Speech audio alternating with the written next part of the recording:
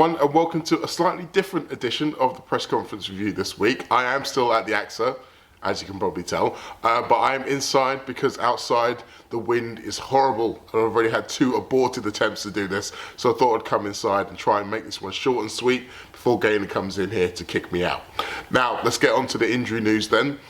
You probably already know by now the good and bad news. Bad news being that Jeremy Frimpong is going to be out for a while. Alisson is not yet ready to rejoin the squad, whereas for Gravenberch and Alexander Isak, they are at least in with a chance of making a squad for Brentford on Saturday night. I don't think they'll be in the starting lineup, reading between the lines, but they may well be ready to make a spot on the bench. With the game in midweek being the Crystal Palace game in the Carabao Cup, the kind of situation where Ryan Gravenberch last season was getting rested, it'll be interesting to see that if he doesn't make the squad for this one, maybe we won't see him until next weekend. But they are currently not being ruled out, so hope springs eternal that they'll be fit to play. Now, I'm going to do 3 top takeaways for this press conference, and spoiler alert, none of them are about Mo Salah. And the reason none of them are about Mo Salah is because Arne Slot didn't really say anything surprising or interesting about Mo Salah. He said he's a great player, he goes through slumps sometimes, he expects him to come back. He didn't even mention whether or not he expects him to come back into the side. We'll have to wait and see on that, although, to be honest, I'd be rather surprised if he wasn't in the side. But that's it. That's the Mo Salah chat from Arne Slot for today. I think he kind of wanted to dampen down a lot of the noise around him, which, you know, isn't the stupidest thing he's ever done. I think he's actually quite smart in that respect, because with all goal scorers, they'll start scoring again and then everyone will be quiet. So he's not interested in social media pictures or profiles or any of those kind of things. He's interested in Liverpool winning football matches. And to be honest, so should everyone else. Now, it's time for the top takeaways. Top takeaway number 1, the first goal will be massive.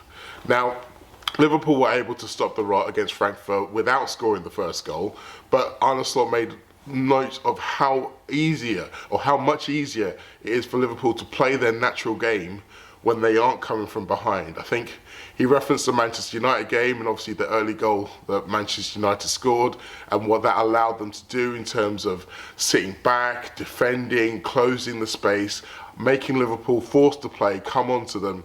And inversely, what it did for Liverpool in terms of their confidence in the game, in terms of how they were able to put those passing networks together, but even just the calmness and composure of taking the chances. I think you saw the kind of shot that Szoboszlai scored to make it 5-1.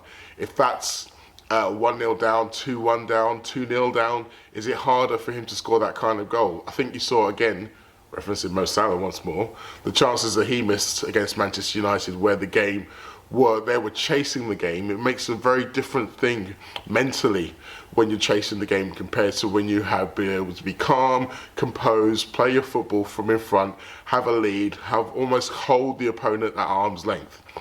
And when you consider what you're going to be facing at Brentford, Saturday night, lively atmosphere against a ton of players in the Brentford side who are going to be looking to prove a point.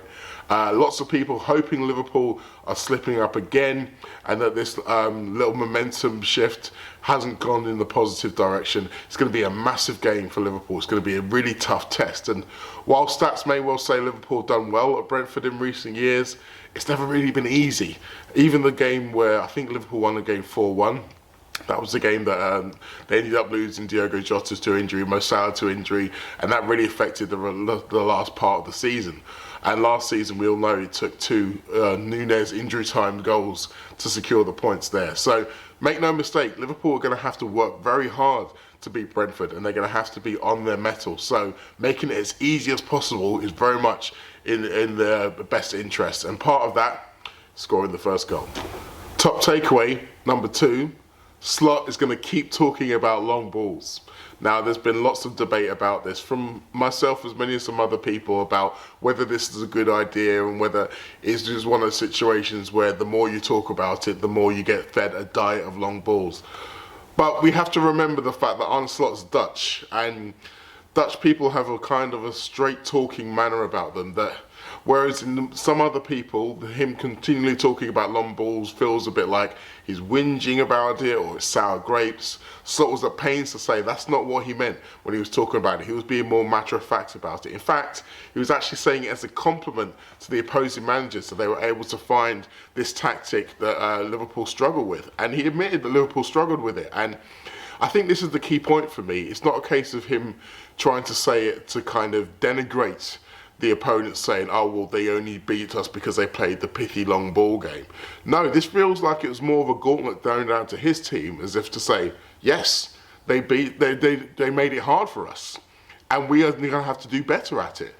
He referenced Manchester City, a team who have faced it many times before, but have done a really good job of it, as someone who were able to come out the other side. So I think he very well was saying to his team, look, you're going to have to get better at this. There's no way around it. Now, Liverpool have faced, I think, 19% of opponents' passes in the Premier League this season will be cast as long balls, which is significantly more than every other team in the league. Now, why is that? It's because they know that Liverpool aren't doing well at facing it. So they have to get better at it. It's as simple as that. The other argument as to why this is, it's almost like by talking about it, you're maybe giving the opponents an idea, letting them know Liverpool's secret. Well, newsflash for you all, it's not a secret. Everyone's already doing it, as I just referenced from that statistic of 19% of all passes. So the cat's already out the bag. We all know that every team has got teams of analysts who rewatch and watch everyone else's games to work out strengths and weaknesses of all their opponents. So it's very hard for a manager to say something in a press conference that will be a surprise to their opponents. So I don't think it's a situation where the more he's talking about it, the more teams are going to think, now we can do the long balls. We weren't going to do it before. They were already doing it. So he's going to keep talking about it. I think he's going to keep talking about it. He's going to keep boring people with it. Hopefully his own squad are going to get bored with it until they start dealing with it a little bit better. Top takeaway number 3, Gakpo has to help Milos Kerkez.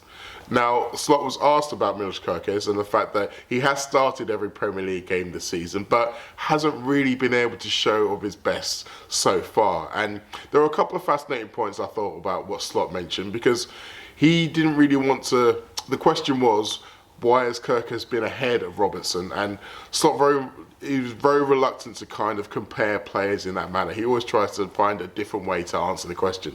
So he preferred to answer why he thought Milos Kerkez would be a good fit for Liverpool. And he mentioned his one-on-one defending, which is interesting in itself because that hasn't necessarily been his best trait so far. But he mentioned his energy, his ability to get up and down the pitch, which I find fascinating because he hasn't really been doing that as much for Liverpool as he did for Bournemouth. And lots of talk about whether or not that was a tactical constraints that Slot was putting on him. But for Slot to come out and say that that's part of the reason why he brought him in, makes me think maybe it isn't those things. Maybe it's part of that kind of lack of confidence that Kerkez has been displaying in terms of he's fearful of going too far forward too often because of what's happening behind him. And so hopefully if that is the case, then over time that will start to develop and we'll be able to see more of the Kerkez. The other part, and this is where Gakpo comes in, is that when he does overlap, he's not getting the bleeding ball. And I think it's really, really noticeable that Slot mentioned that publicly. Because again, like with most things Slot says when he talks about his players publicly, that means that he's already said it privately. And he did say exactly that he showed Cody Gakpo. There were multiple times where when he was doing the Gakpo thing that he does, which is cut inside and using Milos Kerkez's run as a decoy, sometimes you got to give him the ball. It only works as a decoy if the defence think that sometimes you might do the other thing. If you're only doing this one thing, then eventually they'll start loading up and loading up and loading up. So Kerkez having more of an effect from an attacking point of view is very much dependent on Gakpo using it better. And we saw when Gakpo was playing with Andy Robertson, who has already developed a relationship with him, we saw plenty of that. We saw that they were able to dovetail brilliantly. They were passing to each other a lot more than Gakpo seems to pass to Milos Kerkez. So I'm glad that that's something that Slot is onto already, and hopefully we'll start to see the benefit of it, and Cody Gakpo maybe using Kerkez a little bit more, Kerkez having more influence from an attacking point of view, and maybe that will help build his confidence, so when he's going back into his defensive work, it's all a little bit better. Now it's time to hear what Arne Slot had to say about my question, which was another one based around tactics. Hi Arne, I wanted to ask you about some of the tactics and the kind of changes you made. You mentioned for the Brentford game you made a few adaptations. I was just thinking about some of the new players and having them in the building for a little bit while longer now, having some train with them, play with them, understand what some are good at, what maybe not so good at. Have you been influenced to maybe try new things based on what you've seen from them, or are you more looking at what your opponents are giving you? A bit of everything, I would say. But it was maybe the first time also that there was an opportunity to play with Alex and Hugo both, because of Alex missing out for so long, and we thought this was the first time that he was ready to play twice in a row. So that is also an extra reason. But yeah, you always look at the opponent you face, and against Frankfurt, I thought that they might be a bit vulnerable in and around their centre backs when it comes to pure speed, fast. And if there's one thing you can say about Alex and Hugo is that they are fast, especially after seeing the first goal Hugo scored. So yeah, I don't think we've did so many things different. The only thing we maybe changed was, instead of playing with a 9 and 10 behind each other, they were closer to each other with two number 9s. We still had one winger on the left side with Cody Gakpo, and our right winger, Florian Wirtz, who I hardly played as a right winger, had more of a free role, but small margins were, I think, different to that. For the rest, I think we've mainly played similar to how we've played last season, with maybe the difference that certain new players bring different characteristics. Now, first of all, I felt like I had to mention a tactical question. I know most people are expecting me to come out with the stats-based answers, but there are a couple of reasons why I didn't go down that road. Number one, someone had already asked the stats-based question. Julia asked him about long balls, and the answer the Slot gave to that question was probably the kind of answer I was expecting from my question. But also, if you look across Twitter, and I do look across Twitter, this is one thing I've seen lots and lots of Liverpool fans dying out for, to hear more tactical questions put to Arne Slot. Now, everyone has their different ideas of what specifics they want to ask him. But for me, I feel like it's important when you're trying to find the right question for Arne Slot, you need to be specific but also a little bit open-ended. So I didn't want to drill down into talking about particular players or particular positions, because as we said with the Kerkez question against Robertson, sometimes he can get bogged down in that element and then he just goes off into a different stock answer rather than really answering the question.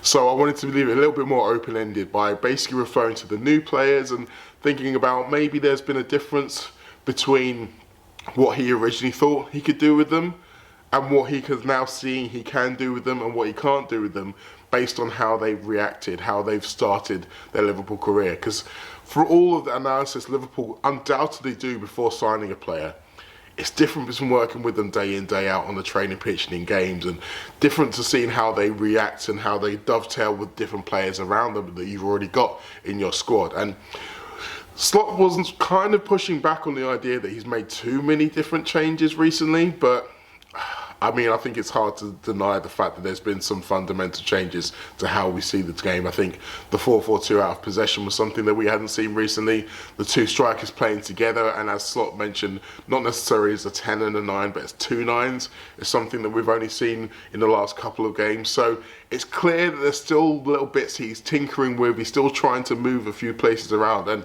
essentially what I was asking him is that, was this the plan? Because it doesn't really feel like it was the plan, and now we're kind of scrabbling around in the middle of, or the end of October, and we're still trying to work out what's best for everybody. Now, he kind of alluded to the fact that he didn't think there was that many changes, so he didn't really agree with me on my synopsis, but it's definitely a start. It's definitely something that I can continue to chip away at, I think, over the course of coming weeks and months, as long as I still get a chance to ask Arne Slot questions over that time.